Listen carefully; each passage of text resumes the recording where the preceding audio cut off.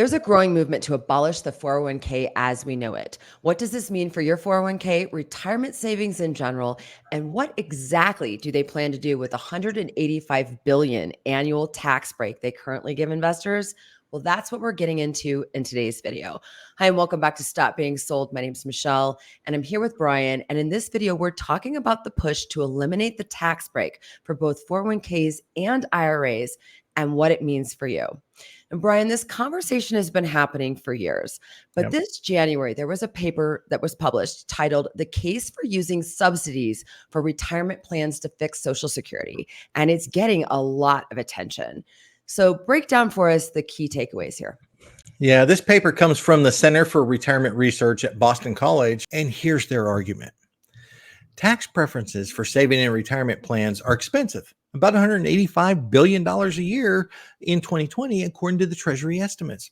The argument is that the tax break is a bad deal for taxpayers because the tax-deferred savings of 401ks and IRAs primarily benefit high-income earners and does not boost savings like it was supposed to. Right. Basically, the authors are arguing that there's a better way to use taxpayer money.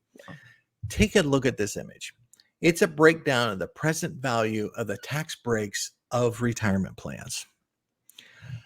Inside this, the $185 billion is broken down between defined contribution employer plans, which are $120 billion. That's the biggest section. That'd be like your 401ks, 403bs, right? But then it goes into defined benefit employer plans. That's pensions. Wait a second. That savers aren't saving in a pension plan. That is a given right to them employees to stay with that company for 30 years. Right. Okay. So that's a tax loss or a tax break loss to employer, not the employees, except for the employees will be possibly losing their pension. Okay. And then we got the self-employed plans. I could see where they're cutting that one back, but the Roth IRA earnings and distribution, $6.6 billion a year. You tell me you're going to get rid of our number one tax-free program that we've been promoting since day one for consumers to get tax-free earnings in retirement? Really, folks? Yeah. So I mean, there's more to this. That's exactly what I was going to say. All the headlines are than about what they're presenting. This 401k, IRA, but there's a lot more here. We always talk about devils in the details. I get that they'd rather use that 185 billion somewhere else, and it makes sense that our government is getting increasingly desperate for new sources of revenue because the tax treatment of 401ks, IRAs, and everything else you just mentioned, even pensions, is a fantastic target. Well, they got to figure out a way to pay back all that money they printed out of thin air. And who's going to foot the bill? You and me. Yeah. I think that the most shocking part of this paper is what they propose to do with the money, which is to reallocate it and fix Social Security. And I would argue it's a massive tax increase in doing so. Before we get to that, I want to touch on the evidence in the study that makes this case for eliminating the tax break given these plans. Okay. So here's what they say. Given that the tax expenditures go overwhelmingly to upper income households who face almost no risk of poverty in old age, it is worth asking whether these expenditures accomplish some broader social goal, such as increasing national savings or expanding the share of workers covered by a retirement plan. The tax subsidy for retirement savings may be justified if it promotes national capital formation. Since the loss of revenues produced by the tax expenditure reduces government savings, the question is whether people covered by retirement plans increase their savings by enough to make up for this loss. And the weight of the evidence in the study indicates that they do not. Brian, real quick question. What does national capital formation mean? That's a whole new word for me, Michelle. Sounds like socialism to me, but well, that's my thought. I like fancy I could be wrong. Things that we don't want to say out loud. Okay, so one thing is they do make a good case for these tax breaks don't actually boost savings like it was supposed to. You're correct. Just take a look at this chart. In the last 33 years, we've only increased from 51% to 53% of workers actually participating in an employee-sponsored retirement plan. Yeah, data proves their point. So how do they plan on fixing Social Security with these funds? They propose to take this $185 billion per year and drop it into the Social Security program, which studies have shown will be exhausted by the mid-2030s. That's not that far off. Reallocating the proceeds from eliminating or reducing the retirement tax expenditure to Social Security could help Democrats and Republicans bridge the decades-long divide over whether to maintain Social Security solvency by raising taxes or reducing benefits. They've been fighting about that for decades, right? Yeah. Redirecting the tax expenditure to Social Security would allocate existing funds that do not significantly improve retirement income security to a program that indisputably does.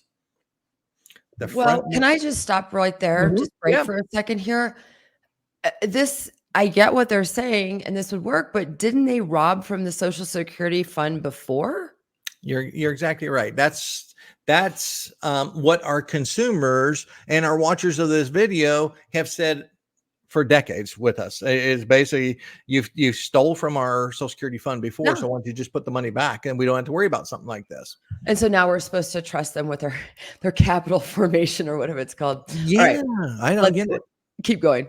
The front-loaded nature of savings from reducing the tax expenditure also could provide time for other changes to Social Security to be phased in, because nothing can be done overnight, okay? So finally, linking reductions to the tax expenditure to maintain Social Security solvency could overcome that legislative inertia that has for years delayed any action at all on Social Security reform. I love these words, legislative inertia. Yeah. Okay. I can see where this would have bipartisan support, and because neither party wants to touch this with a 10-foot pole. No, they don't. They've kicked it down the road for years, and this is an easy fix that they can implement and not stick their necks out. Why would they say no to this? Well, Republicans for years have been blamed for wanting to cut Social Security, and Democrats have been blamed for wanting to raise taxes to pay for it, which brings me to a concern that I mentioned earlier, which actually, let me just stop. I have a lot of concerns. Okay. Number one, this seems like a tax increase. It is. Number two, this seems like a move toward more of a nanny state where we're all dependent on the good old government to save us from ourselves. And number three, it seems like it's going to punish those who actually take initiative and save for their future. Yeah, I'm with you on every one of those points, but I want to focus on the first thing you mentioned, that tax increase. Okay. If the tax break for contributing to retirement accounts such as 401ks or IRAs was eliminated, the tax liability for individuals in each tax bracket would increase by the percentage of their marginal tax rate. Okay. The current tax brackets for 2024, they're up on the screen. Let's assume we're considering the impact on a taxpayer in the 24% tax bracket who contributes $7,000 to their retirement account. Okay. Currently, that taxpayer would receive a tax deduction for their contribution amount, reducing their taxable income by $7,000. This would result in a tax savings of $7,000 times the 24%, which is $1,680, assuming that they're in that 24% tax bracket. Sure. If the tax break for retirement contributions was eliminated, the taxable income would remain the same, and the taxpayer's tax liability would increase by the amount of tax savings they previously received. So in this case, their tax liability would now increase to $1,680. Think about what this would do to the entire financial system. Think about if they do away with the tax savings for 401ks or IRAs. Think of the potential job losses in one of the biggest markets, which is the financial services industry. Right. My industry. Think of everyone that's involved with putting together the 401k. You have advisors, you have firms, all the Administrators. administrators, traders that are managing the trades. If a 401k is no longer a requirement for businesses, I think we could see significant job losses that could ripple throughout the economy in multiple places. Well, and So here's the thing on this is that I can see a lot of people being like, well, who cares about the people in financial services because they have all I the money. agree. This I agree. narrative is going to get nasty. Yeah. But think about the trickle down effect on local economies. Those folks losing their jobs spend their money locally. And I'm talking about the restaurants, the bars, the entertainment, housing. Well, what's that they say about the road to hell paved with good intentions? I mean, oof. All right, I digress.